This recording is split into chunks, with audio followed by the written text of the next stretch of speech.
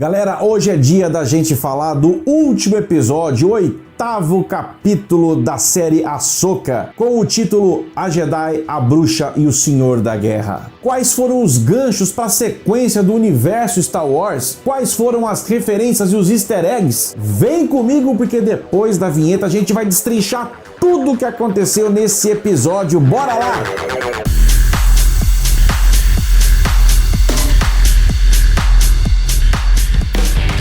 E aí galera, Spótico na área, eu sou o André Murer e desejo que a força esteja com cada um de vocês. Chegou hoje aqui no canal? Então seja bem-vindo, bem-vinda à família Spótico, considera deixar a inscrição e bota o nosso trabalho pra cima, te agradeço demais. Junto com toda a galera que tá desde o começo, manda ver nesse like que olha só, bota o nosso trabalho pra cima. Bora pra análise de Ahsoka, o 8º e último episódio. Dave Filoni, que é o criador da série, optou pela enxurrada, pela explosão de referências que esse episódio teve, e vai ser com base nessas referências que eu quero pautar a análise, entregando para vocês o que esse episódio deixou pra gente. O episódio começa então com o Capitão Enoch informando ao grande almirante Troll de que a carga estava toda completa, tudo tinha sido carregado. Todo mundo achou que, eu também achei, que ia revelar o que tinha dentro daquelas centenas, milhares de caixas ou de caixões, sei lá o que, mas não foi revelado pra gente explicitamente. Se você olhar direitinho para essas caixas, elas têm umas luzes aqui que são idênticas à própria estrutura de suporte à vida que abrigou durante um tempo lá na trilogia clássica o próprio Capitão Han Solo, à base de carbonita. Se são corpos de quem? Alguma espécie que a gente não viu ainda ou dos próprios soldados mortos do Troll e que podem ser ressuscitados pela Magic, que é o nome dessa fumaça verde aí que emana do poder das grandes mães ou das Irmãs da Noite de Dathomir, que foi dessa forma que em dado momento do episódio finalmente a gente viu os Night Troopers que foram mortos em batalha com a Ahsoka, com o Ezra Bridger, com a Sabine, voltarem, ressuscitarem na forma de zumbi. A gente achou que isso pudesse ser adaptado e foi. A ideia do Troll é sair dali o quanto antes, né, com aquela carga toda que ele queria. Ele estava enrolando ali para poder carregar o cruzador dele e vazar dali, e a Morgan Elsbeth tenta dar uma tranquilizada no chefão, né, no patrão. Patrãozinho, calma aí que não tem como a Ahsoka chegar aqui. E ele dá um presta atenção nela daqueles, né? Troll sendo Troll, estrategista, não subestimando o seu inimigo, ele diz que ele já foi vítima uma vez de um Jedi solitário justamente por subestimar esse Jedi. Será que ele tá falando, e eu acho que sim, do próprio Ezra Bridger, que lá em Lothal conseguiu aprisionar, usando a força e usando as Purgils, né, aprisionar o Troll, e foi a partir dali que eles subiram do mapa para Perideia. Mas não foi a primeira vez que um Jedi solitário usando a força conseguiu desmantelar todo o Império. O próprio ilustríssimo Luke Skywalker por 2 vezes conseguiu derrotar 2 Estrelas da Morte dessa forma. Conseguiu derrotar todo o Império. Então o Troll, melhor do que ninguém, sabe o estrago que um Jedi sozinho pode fazer. Na sequência dessa mesma cena, a própria Morgan Elsbeth, que de Dathomir pro mundo, para 2 galáxias, serviu tão bem o próprio Almirante Troll, foi tão submissa e tão fiel às irmãs, às grandes mães, né, e a toda a cultura de Dathomir, que recebe então como presente do Dom das Sombras, aonde o seu olho fica ali todo preto, umas marcas aparecem no rosto, e as grandes mães conjuram ali a espada de Talzin, da grande mãe Talzin. Para quem nunca ouviu falar, teria que assistir a série animada Clone Wars, né? As Guerras Clônicas, porque ela é a protetora, a mãe, grande treinadora, a mestra de ninguém menos do que Darth Maul. Ela morre em combate e a espada dela é conjurada novamente ali para que com a chama verde de Dathomir, de Magic, seja essa espada empunhada pela nova Morgan Elsbeth, a nova bruxa de Dathomir. Por falar em referência, o próprio título do episódio é uma grande referência às Crônicas de Nárnia. Dave Filoni, criador da série, disse numa entrevista que ele se inspirou realmente numa tríade de elementos para um encerramento. O Jedi, ou os Jedis apresentados pra gente ali, a bruxa, que é a Morgan Elsbeth,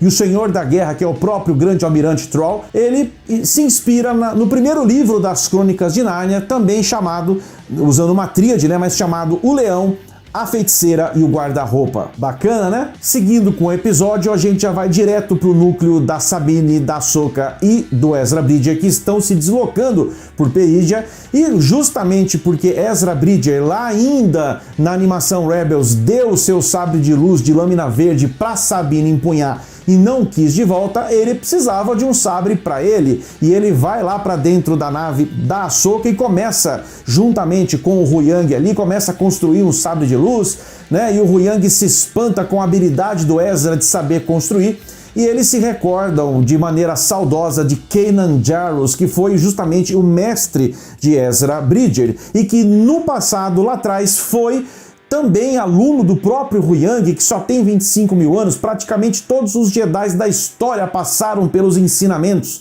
do Huyang, salvo aqueles que se tornaram Jedi depois da Ordem 66. Mas o próprio Kanan Jarrus, que quando criança se chamava Caleb Dume, ele é citado por Huyang, e é interessante como que foi muito feliz o Dave Filoni em fazer com que o roteiro conduzisse o Huyang a pegar uma peça final que determinaria o sucesso da criação daquele novo sabre, e uma peça que ele tinha dado para o próprio Kanan, e que ele tinha duas cópias dessa peça. Uma o próprio Kanan usou na construção do próprio sabre dele, e o outro ele tinha ali de reserva e deu para o próprio Ezra Bridger, que numa grande homenagem ao seu mestre, constrói um novo sabre de lâmina azul, da mesma forma que empunhava o próprio Kanan Jarrus. Achei fantástico, e como foi assim carinhoso da parte do roteiro Dave Filoni ter feito isso. O problema dessa conversa é que a Sabine está escutando no primeiro momento com ares de encantamento, mas daí ela se dá conta de que ela não tem essa habilidade ainda de construir um sabre de luz, e ela vê toda a felicidade, todo o sucesso do seu amigo, e ela se lembra dela própria, que ela está numa caminhada dentro da força. Ela é padawan da Ahsoka e ela não consegue evoluir, ela se sente travada, aquilo entristece demais ela, o que faz ela ir pra fora. Lá fora da nave tava lá a Ahsoka, sua mestra, e elas dão ali uma costurada, né? Vamos fofocar um pouco, vamos botar o papo em dia aqui. E aí a Ahsoka dá mais uma lição pra ela. Um Jedi é muito mais do que empunhar um sabre de luz. Ela fala, mas dá uma ajudada, né? Claro, concordo com a Sabine, mas a essência do Jedi não está numa espada, numa lâmina, mas sim no envolvimento dele com a força. Elas ainda mal conversavam entre elas quando dois caças modelo TIE do Império chegam a mando de Troll e tentam derrotar, tentam parar aí qualquer tipo de avanço das Jedi Ahsoka, principalmente Ezra Bridger,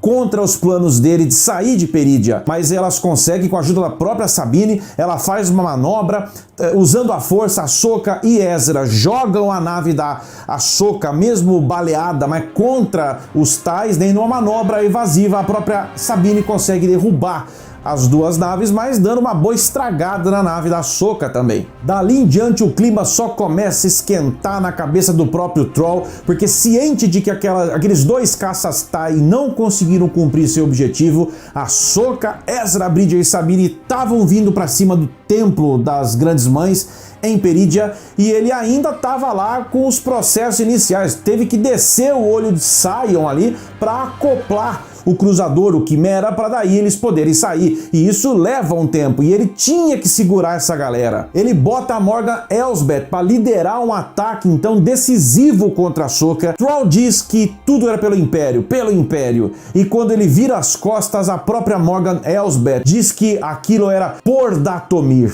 Num primeiro momento eu confesso que passou despercebido, mas assistindo uma segunda vez, aquilo me deu uma intenção de que tão logo fosse possível, eu acho que a própria Morgan Elsbeth, de repente, em algum momento, ela poderia se ver até mais poderosa do que o próprio Troll.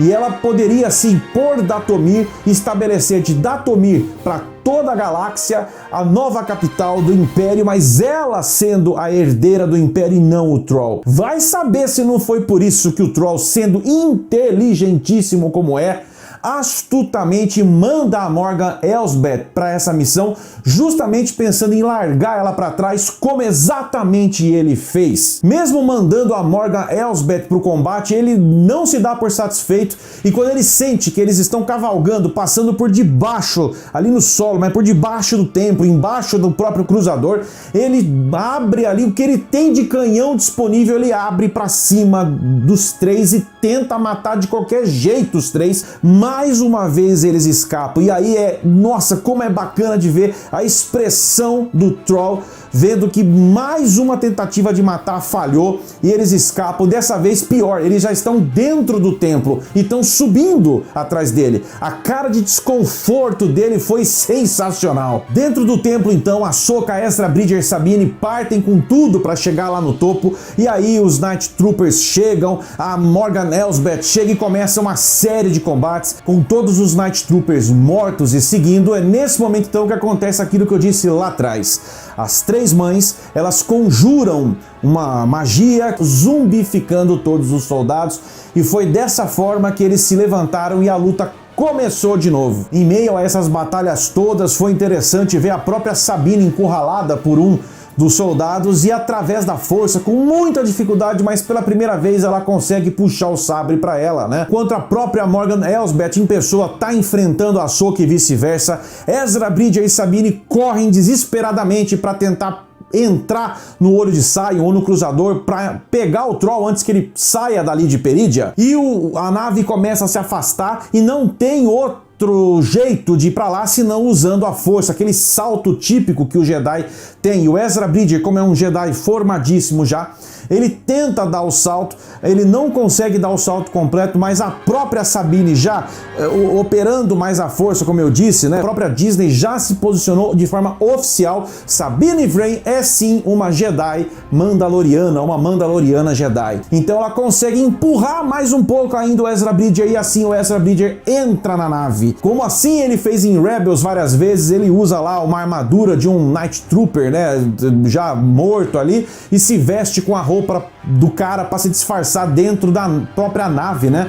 Dentro do próprio cruzador. Mas a Sabine, ela faz a opção de ficar junto com a sua mestre, e ela volta pra luta junto da Ahsoka e junto da Morgan Elsbeth. Enquanto Morgan e Ahsoka lutavam, a Sabine foi derrotando todos os Night Troopers ali um a um, e acontece a luta final entre Morgan Elsbeth, que depois de upgrade, recebeu o upgrade de ter o dom da sombra, de bibibi, blá blá blá, a lâmina de Talzin não adiantou nadinho, porque a Ahsoka foi lá e meteu-lhe uma sabrada na barriga, e fim de papo, ponto final, CPF cancelado para Morgan Elsbeth. Claro que de imediato essa morte foi sentida pelas grandes mães, no aquilo que o Troll simplesmente vira e fala: ela cumpriu o que ela tinha que cumprir, né? É o que eu falei, tô de olho em você, Troll, você armou direitinho a arapuca pra cima da Morgan, hein? Depois daquele combate, a Ahsoka então pega a nave dela, que conseguiu dar um jeito de fazer voar de novo, né? E aí, junto com a Sabine, partem pra fora de Perídia para perseguir o olho de Sion e tentar entrar no cruzador de alguma forma antes que eles saiam dali. É nesse momento que Troll abre um canal de comunicação com a própria Ahsoka e vai falando com ela, meio que se despedindo dela e tal, e não tem jeito. Realmente, ela não consegue. Sabine e Ahsoka ficam para trás. O olho de Sion rasga no hiperespaço intergaláctico de uma galáxia a outra galáxia, de volta à galáxia de Star Wars. Resta a Sabine e a Ahsoka voltar lá pra Perídia junto daquelas tartaruguinhas, daqueles caracóis, sei lá que são aqueles bichos. Os Noti, né? Lembrei o nome, são os Notis, né? Quando o Troll chega na galáxia, então, ali de Star Wars, a galáxia clássica, né? Eles vão direto para Dathomir, né? Que cena linda do olho de Sion chegando em Dathomir. O Ezra Bridger disfarçado consegue pegar um caça e sai dali, né? E some, vaza e vai lá ao encontro da Hera, lá na base, né, da República. O único que consegue identificar que ali não é um Stormtrooper, nem um Night Trooper, é exatamente aquele que nem coração tem, que é o droid, o Chopper. Como ele é querido, ele descobre,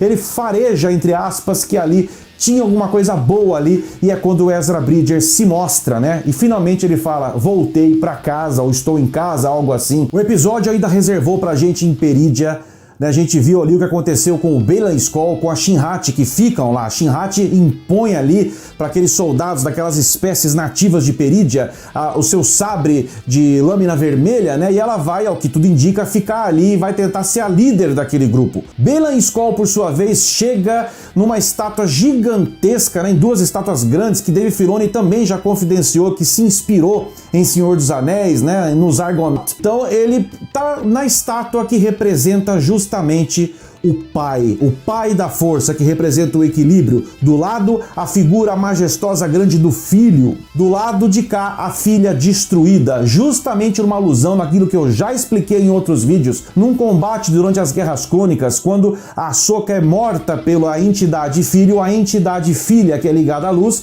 transfere para Ahsoka toda a sua energia vital, fazendo com que ela, Ahsoka, ressuscite e assim a filha morra, mas que reencarne numa corujinha chamada Morai, que também nós vimos aparecer ali no final do episódio, dando um vislumbre pra gente de que a Ahsoka é uma entidade ligada à força. Talvez eles vão escapar dali de Perídia, não com as Purgils, mas talvez usando o próprio mundo entre mundos, que ela já entrou uma vez, e sendo ela uma entidade, ela pode naturalmente usar uma segunda vez. Isso é chute, é teoria da minha cabeça. Ainda em Perídia também vimos finalmente a imagem do Anakin Skywalker aparecendo ali na forma de espectro da força ou de fantasma da força. Pode ser que na sequência o próprio Anakin Skywalker seja, dentro dessa nova composição da força, aquele que em Perídia vai fazer as vezes do pai, que também já não existe mais essa entidade.